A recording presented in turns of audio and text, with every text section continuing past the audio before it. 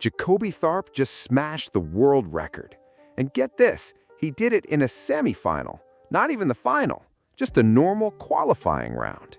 When he crossed that finish line, he thought he ran a bad race. He said, "My last 3 hurdles were kind of trash. I figured I ran maybe 12:97, 12:98. Broke the collegiate record. Cool, more for tomorrow." He had no idea what was coming. Then he looked up at the scoreboard, and what he saw next made the whole stadium go quiet. But wait, before we get to that huge moment, you need to know where this kid came from, because the world record is only a small piece of this story. The real story starts way back in a middle school gym in Tennessee. A kid gets cut from the basketball team. He has no clue what to do next. Murfreesboro, Tennessee is a big sports town. Football on Friday nights, basketball all winter. Everybody has a sport. Everybody has a plan. And Ja'Kobe Tharp's plan, since he could walk, was basketball.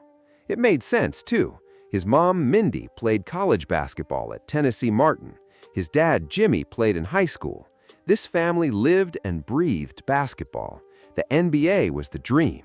Tharp wanted to see how far he could go. Then 7th grade hits.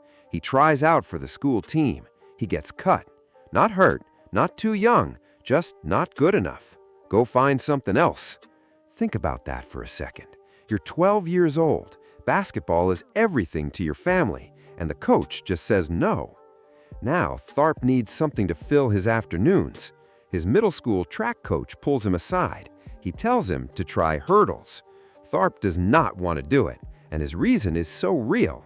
He is scared of tripping over a hurdle. Not scared of losing, scared of falling flat on his face in front of everyone. The coach tells him, just try it. 1 year later, boom! Ja'Kobe Tharp wins the Tennessee Middle School Hurdles State Championship. 0 to state champion in 1 single year.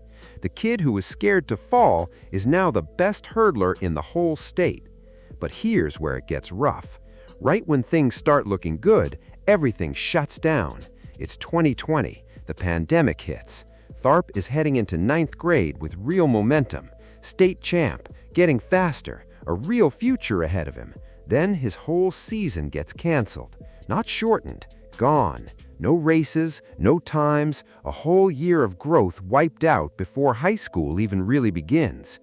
For a lot of young athletes, that kind of break destroys everything. You lose your rhythm, you lose your confidence, you feel like you're starting from zero while everyone else kept moving forward. So Tharp goes back to basketball during that time. He makes the team as a sophomore. He's still splitting focus, still not fully locked into track. When he comes back to hurdles, he has to prove himself all over again, and bigger hurdles are waiting for him. Here's something wild. High school hurdles are 39 inches. College hurdles are 42 inches. Doesn't sound like much, right? But when you're sprinting full speed, that little jump changes everything about your stride.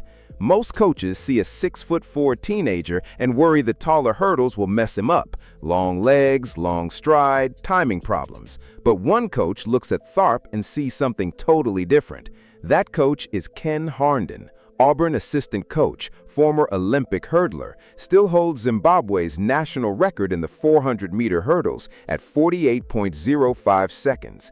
This man knows how to turn raw talent into greatness. When schools were recruiting Tharp, Auburn was just one option among many, but something about Harnden made the choice easy. And here's the detail that makes it real. His mom, Mindy, sat down with Harnden herself. She told him straight up, "Do whatever it takes to get my son to the next level, on the field and off it." That's not just recruiting talk. That's a mother trusting a coach with her son's future. Harnden took that seriously, and here's a wild detail about how this recruitment happened. Part of the package Harnden got was Tharp's basketball highlights, videos of him taking off from the free throw line and dunking, that long 6'4" body flying through the air. Harnden watched those clips and instantly knew something the basketball coaches never saw. Those legs were made for hurdles. That body was built to fly. Fast forward, World Under-20 Championships in Lima, Peru. Tharp is 18 years old, first time on the world stage. He wins gold, world champion at the under-20 level, and on top of that, he smashes a Tennessee high school record that stood for 42 years. Now everyone in the hurdling world is watching him. 2025 comes along. NCAA indoor title, NCAA outdoor title, U.S. championship title. He's the best college hurdler in the whole country. Then comes Tokyo in September, the World Athletics Championships, his very first senior global final. He finishes sixth in the world at just 19 years old. But sixth doesn't mean everything. Sixth doesn't break records. Sixth just says you're in the conversation. It doesn't say you are the conversation.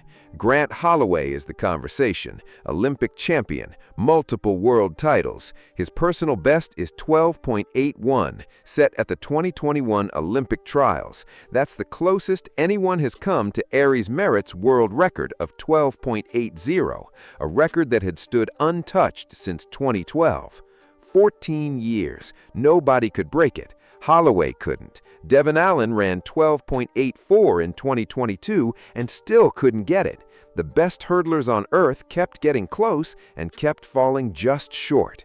The night before June 20th, 2026, Tharp sits alone in his room. He watches old race footage, Merritt's 12.80 in Brussels, Holloway's 12.98 at NCAA's, Holloway's personal best of 12.81. He watches these over and over, not to scare himself, to convince himself he belongs there too. Before he falls asleep, he tells himself, "All right, I can do that." He has no clue what's about to happen. Going into NCAA championships, his personal best was 13.01 seconds. Let me break down why the jump from 13.01 to 12.80 is such a massive deal. This isn't just running faster. You're clearing 10 hurdles at top speed. Your stride, your rhythm, your height over each hurdle, your acceleration, all of it has to line up perfectly in under 13 seconds. Every tiny bit of speed has to come from somewhere. Technique, reaction time, your drive off the blocks, how clean you clear each hurdle. You can't just decide to run faster over hurdles. Your body has to do things it has never done before, at a speed it has never hit before. Going from 13.01 to 12.80 isn't just 0.2 of a second faster, it's basically a whole different race. Nobody watching Tharp warm up on June 10th in Eugene thinks a world record is even possible. Not the reporters, not the fans in the stands, not the coaches from other teams, not even Tharp himself. He's just trying to focus on running his race. Tharp steps into the blocks. The gun goes off.